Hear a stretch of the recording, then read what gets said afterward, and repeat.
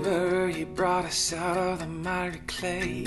Set our feet upon a rock and you made us say, holy is the Lord.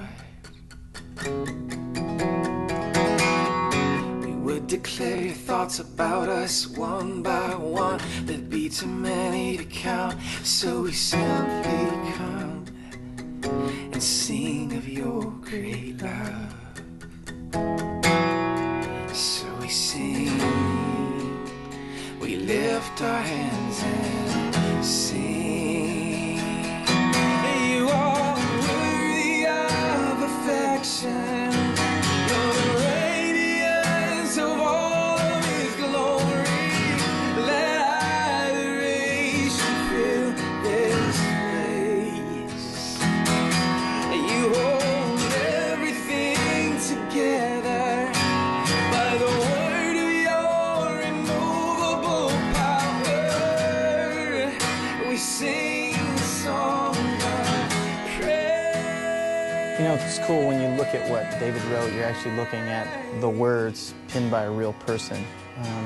I know growing up, it was probably kind of hard to relate to the scriptures and feeling like, oh, this is distant or far off or something like that. But to read David's words, to read the struggles, the doubts, him questioning and asking God why in different situations, it's amazing to think he's actually a man after God's own heart, and it's what I strive to be.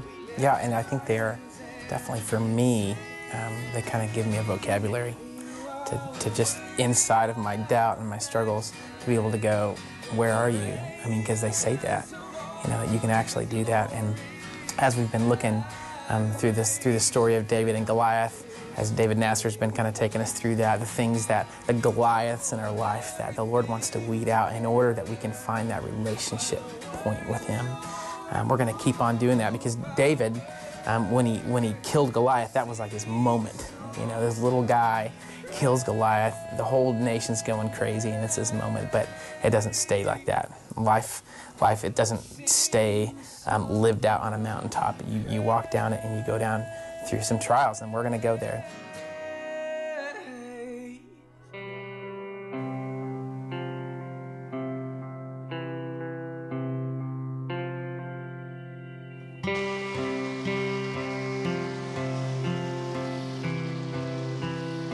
Back when I was in high school, a long, long time ago, we had these things called cliques. Now, I'm sure things really haven't changed that much. We had the jocks on one side and the geeks on the other. Somewhere in between, right down the hallway, were always the creative types, the musicians and the artists.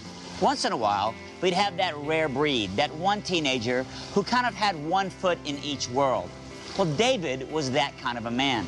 On one side, David was a big-time jock. He was an athletic type, a major alpha male figure. He was a warrior. But yet he was also a vulnerable songwriter.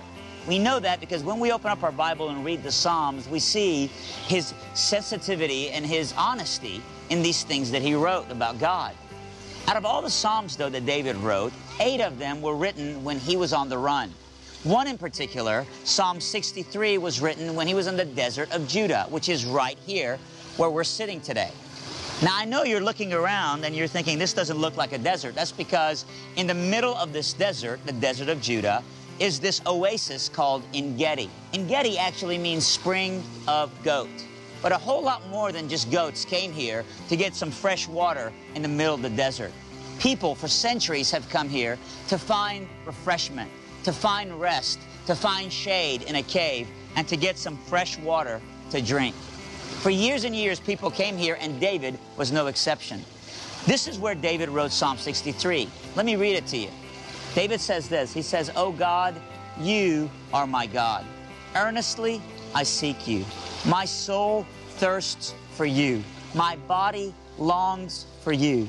And in a dry and weary land where there is no water, I have seen you in the sanctuary and beheld your power and your glory." Let me explain. After God used David to slay Goliath, David becomes very popular, of course. He goes back to his country, and everyone is talking about him. All of a sudden, he's marrying the king's daughter. He's got all this money. He's being invited to parties he wasn't invited to before. People are writing songs about him. One of those songs, particularly, was embarrassing to the king, Saul. People were chanting this song, and it was about how Saul had slayed 1,000, but David had slayed 10,000. Well, Saul's jealousy escalates to a place where Saul eventually tries to kill David. As a matter of fact, he tries to kill David himself on several different occasions. Well, David wised up to the fact that this is not a safe place for me to stay, since the king wants me dead. So David loses everything. He loses his position, his wife, his army, everything, and David becomes a fugitive. David goes on the run. He goes from one place to another and eventually ends up here in En-Gedi. He ends up in this oasis, living in caves with a few of his followers to try to find shelter and to stay away from the king who wants him dead. You see, Saul is after him, and David is in hiding. He's gone from a pasture to a palace to a cave. Let's listen to Jessica's story. Being mistreated is always difficult, but it's even harder to take when the one who's treating you unfairly is someone who's supposed to love you the most. My mom, she was very picky. I don't think I can ever remember her saying, "I love you," or "you did a good job." She would instead scream at me daily, telling me how many things I messed up, telling me that I was worthless, that I could never do anything right. And if I didn't do what she wanted, she wouldn't take it very well. And I did not always do what she wanted. I didn't always clean my room or do my chores. And, I would scream back at her when she screamed at me, but it was just, everything was fueling the fire. I did not take that well. I did not, really look to God to that too much as far as, trying to get through it. Instead, I would get angry at her, scream back at her, even scream at God, why did you do this to me? Why did you make me such a horrible person? What did I ever do? My dad worked a lot. He wasn't always home. Most of our fights would happen when he wasn't home. And when he was, he would basically tell me that, "I know this is hard on you and it's not always right, but she's my wife and I'm going to support her, not you." It got worse. My mom started calling me fat as I started to grow. She started calling me ugly. I would, work myself to death trying to not be fat, even though there was no ounce of fat on my body. It just completely broke me down. When she would say that I didn't look right or that I was starting to gain weight, I went and I joined cross country, which in the long run worked out very well, and I love it now, but originally I just joined it because I couldn't get fat. I got angry at God a lot. I felt like that I didn't deserve that. I felt like I deserved a real family. I heard my friends talking about their problems, and they were like, "Oh, and I went to talk to my mom about this," or "I went to talk to my dad." I'm like, "You can do that?" And I'd be like, "Why don't I get that? Why didn't God give me that?" So one summer, I reluctantly went to a Christian summer camp. Throughout the week, I heard a verse, and it was Song of Psalms 4:7, and it said, "All beautiful you are, my darling, because I am in you and I created you." And I realized from then it was just I am beautiful and I am good and I am perfect not because of anything I did or how I look, but because God made me. No matter what anyone else says, even someone as close as my mom, it doesn't go against the Word of God. It's gotten better. I've learned how to receive it better and, just kind of not let it affect me. And it's not that it's not hard, because it's still hard. And there will still be times when I cry, but instead of getting mad at God, I'll go to Him for help, and I have people I can go to for help now, and I don't scream at my mom, and I try to simmer it down as much as I can and just try to calm everything.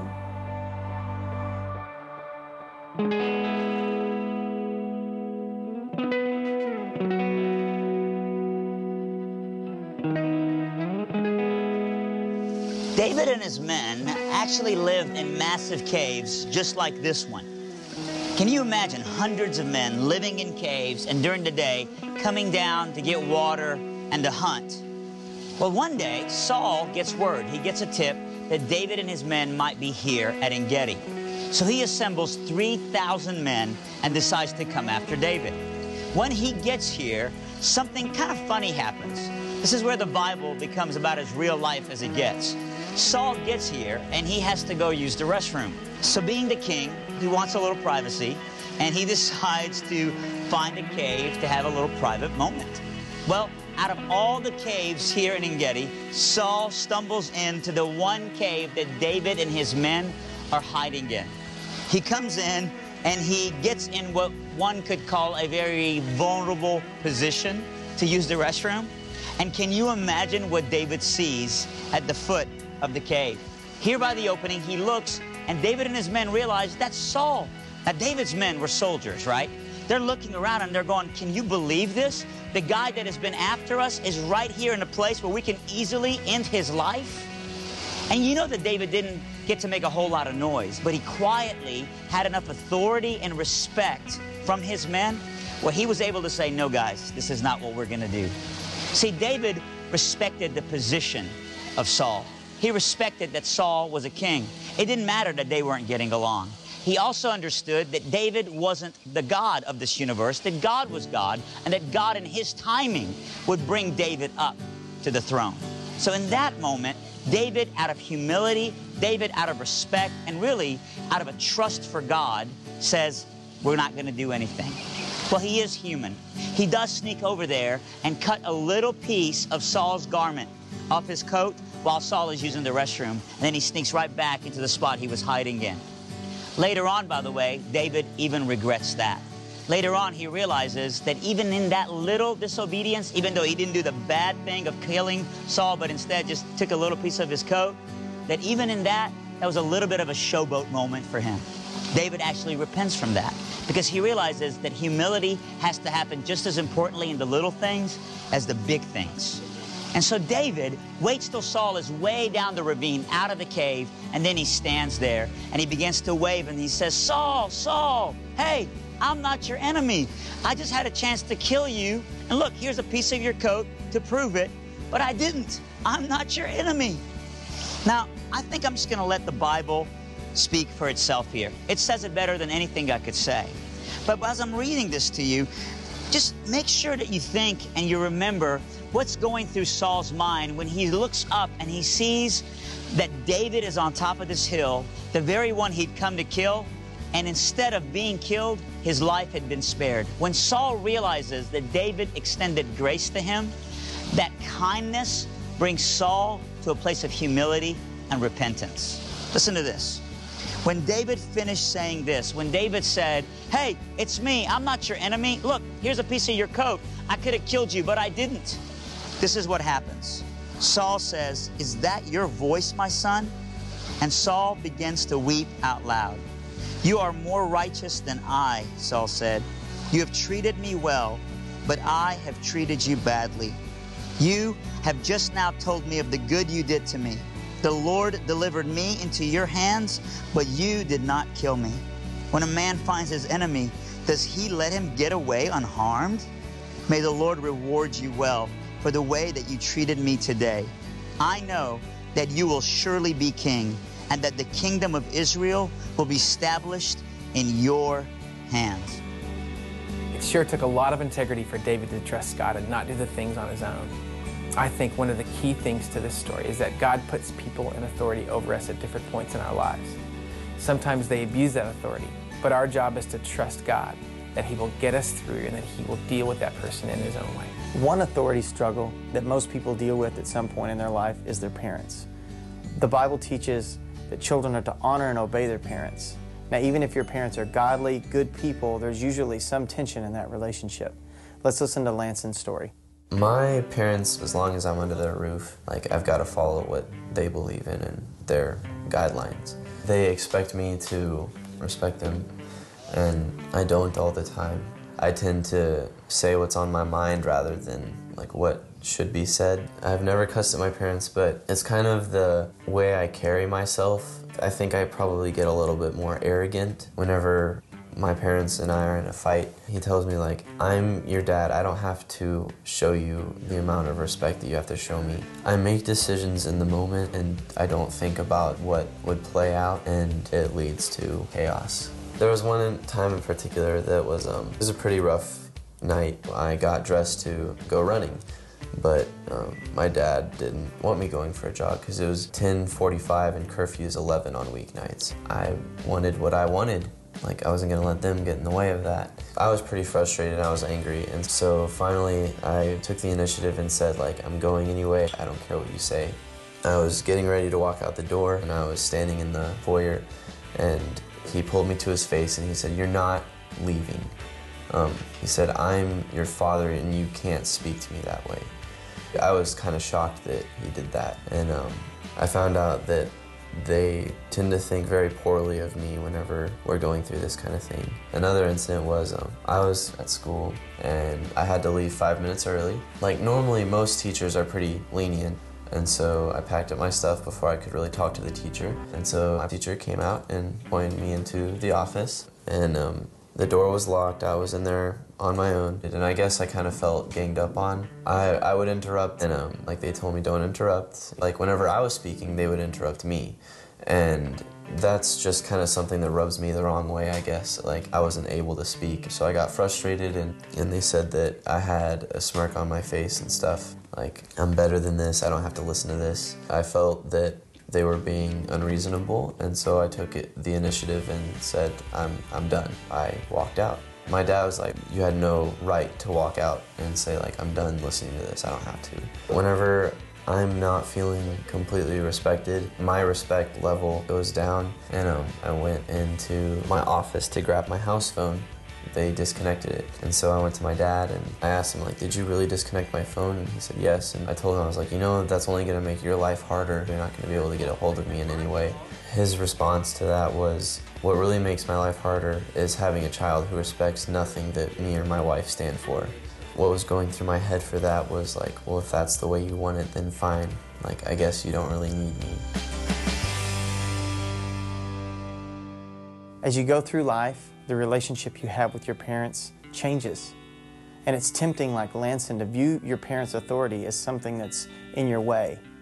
But you got to remember that God put your parents in authority over you, just as He put Saul in authority over David. And God is using this time and your parents to build character, the character that will help you become who He wants you to be. Your parents aren't always perfect. And there will be times when your parents or your teachers or your coaches will treat you unfairly. You could fight back. You could scream and holler and protest. But we saw in David's life, before he was king, that he trusted God, even in the little things, like honoring the people God placed in leadership over him. See you next time.